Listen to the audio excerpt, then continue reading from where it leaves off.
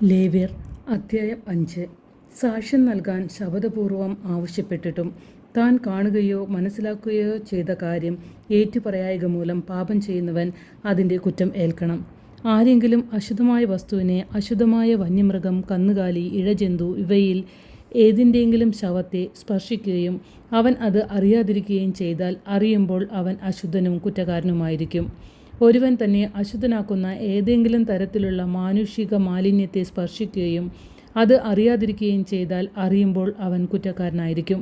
നന്മയാകട്ടെ തിന്മയാകട്ടെ താൻ അത് ചെയ്തുവെന്ന് ഒരുവൻ അവിവേകമായി ആണയിട്ട് പറയുകയും അക്കാര്യം വിസ്മരിക്കുകയും ചെയ്താൽ ഓർമ്മിക്കുമ്പോൾ അവൻ കുറ്റക്കാരനായിരിക്കും. ഇവയിൽ ഏതെങ്കിലും കാര്യത്തിൽ ഒരുവൻ കുറ്റക്കാരനാണെങ്കിൽ അവൻ തൻ്റെ പാപം ഏറ്റുപറയണം. അവൻ ഒരു പെൺചെമ്മരിയാടിനെയോ പെൺകോലാടിനെയോ കർത്താവിന് പാപപരിഹാര ബലിയായി അർപ്പിക്കണം.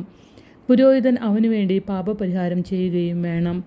ആട്ടിൻകുട്ടിയെ നൽകാൻ കഴിവില്ലെങ്കിൽ അവൻ്റെ പാപത്തിന് പരിഹാരമായി 2 ചെങ്ങാലികളെയോ 2 പ്രാവിൻ കുഞ്ഞുങ്ങളെയോ കർത്താവിൻ്റെ മുമ്പിൽ കൊണ്ടുവരണം.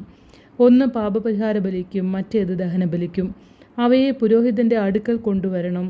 പുരോഹിതൻ ആദ്യം പാപപരിഹാര ബലിക്കുള്ളതിന് അർപ്പിക്കണം. അതിൻ്റെ കഴുത്ത് പിരിച്ചൊടിക്കണം. തല വേർപ്പെടുത്തരുത്. ബലി അർപ്പിച്ച പക്ഷിയുടെ കുറെ രക്തമെടുത്ത് പുരോഹിതൻ ബലിപീഠത്തിൻ്റെ പാർശ്വത്തിൽ തെളിക്കണം. ശേഷിച്ച രക്തം ബലിപീഠത്തിൻ്റെ ചുവട്ടിൽ ഒഴുക്കിക്കളയണം. ഇത് പാപപരിഹാര ബലിയാണ്. രണ്ടാമത്തേതിനെ വിധിപ്രകാരം ദഹനബലിയായി സമർപ്പിക്കണം. പുരോഹിതൻ അവനുവേണ്ടി പാപപരിഹാരം ചെയ്യണം. അപ്പോൾ കുറ്റം ക്ഷമിക്കപ്പെടും.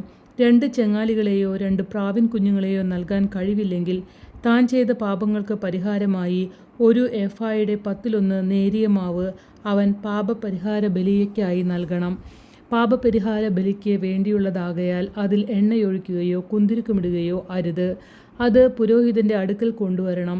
പുരോഹിതൻ അതിൽ നിന്ന് സ്മരണാംശമായി 1 കൈ മാവ് എടുത്ത് കർത്താവിനുള്ള ദഹനബലിയായി ബലിപീഠത്തിൽ വെച്ച് ദഹിപ്പിക്കണം. ഇത് പാപപരിഹാര ബലിയാണ്. മേൽപ്പറഞ്ഞവയിൽ ഒരുവൻ ചെയ്ത പാപത്തിന് പുരോഹിതൻ അവനുവേണ്ടി പരിഹാരം ചെയ്യണം. അപ്പോൾ കുറ്റം ക്ഷമിക്കപ്പെടും. ശേഷിച്ച മാവ് ധാന്യബലിയിൽ എന്നതുപോലെ പുരോഹിതനുള്ളതാണ്. പ്രായശ്ചിത്തബലി. കർത്താവ് മോശയോട് അരുളി ചെയ്തു, കർത്താവിന് നൽകേണ്ട കാണിക്കകളുടെ കാര്യത്തിൽ ആരെങ്കിലും അറിയാതെ തെറ്റ് ചെയ്താൽ വിശുദ്ധ മന്ദിരത്തിലെ നിരക്കനുസരിച്ച് നീ നിശ്ചയിക്കുന്നത്ര ഷെക്കേൽ വെള്ളി വിലയുള്ള ഊനമറ്റ ഒരു മുട്ടാടിനെ ആട്ടിൻപറ്റത്തിൽ നിന്ന് പ്രായശ്ചിത്ത ബലിയായി അർപ്പിക്കണം.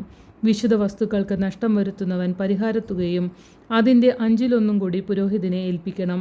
പുരോഹിതൻ പ്രായശ്ചിത്ത ബലിക്കുള്ള മുട്ടാടിനെ അർപ്പിച്ച് അവനുവേണ്ടി പാപപരിഹാരം ചെയ്യട്ടെ. അപ്പോൾ അവൻ്റെ കുറ്റം ക്ഷമിക്കപ്പെടും. കർത്താവ് വിലക്കിയിട്ടുള്ളവയിൽ ഏതെങ്കിലും ഒന്ന് പ്രവർത്തിച്ച് പാപം ചെയ്യുന്നവൻ അറിയാതെയാണ് അത് ചെയ്തതെങ്കിൽ തന്നെയും കുറ്റക്കാരനാണ്. അവൻ തൻ്റെ തെറ്റിന് ഉത്തരവാദിയായിരിക്കും.